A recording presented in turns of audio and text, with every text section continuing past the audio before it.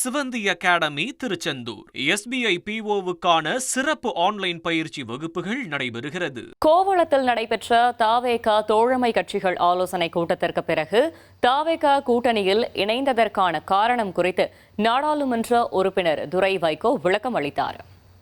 எங்களுக்கு மாத்திரம் கிடையாது, காங்கிரஸ் இயக்கம், பொதுவுடைமை இயக்கங்கள், முஸ்லீம் லீக், VCK எல்லா இயக்கங்களுக்கும் ஒரு பெரிய நம்பிக்கை ஏற்பட்டிருக்கு.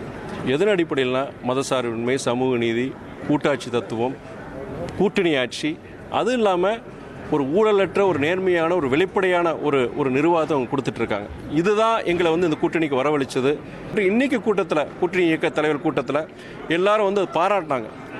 ஊழலற்ற நேர்மையான ஒரு அரசாங்கத்தை கொடுப்பேன்னு சொன்னீங்க, ஆனால் இன்றைக்கி அதை நிகழ்த்தி காட்டியிருக்கிறீங்க. மக்கள் மத்தியில் மிகப்பெரிய வரவேற்பு, தாக்கம் ஏற்பட்டிருக்கு. இது தொடர வேண்டும் சொல்லி பாராட்டினாங்க. இந்த மதசார்பின்மை அடிப்படையில், சமூக நீதியின் அடிப்படையில் இந்த அரசாங்கம் கண்டிப்பாக தொடரும்.